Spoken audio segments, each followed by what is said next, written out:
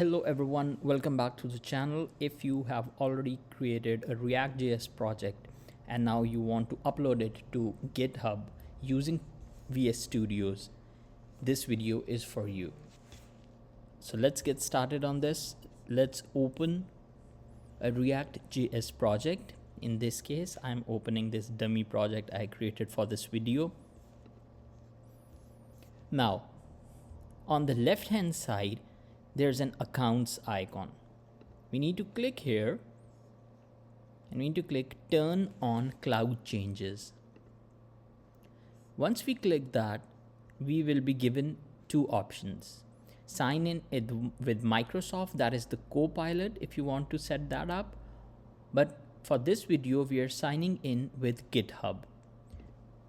Once you click it, you will be redirected to the GitHub login page. You just put your credentials, press sign in. There will be a verification code on your email. Let's quickly get that in.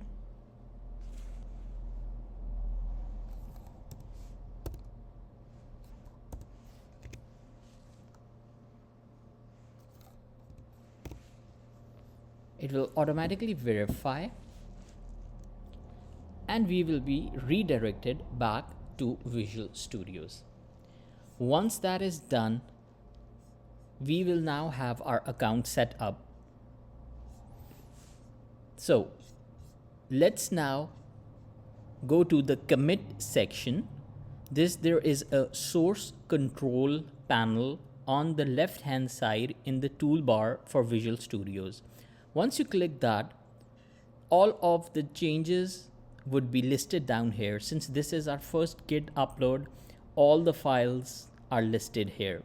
If this is your second or third upload, then only the recently changed or recently added files will be listed here. We will type in a comment. You can have any comments. I'll start with the first initial upload. And then we press commit.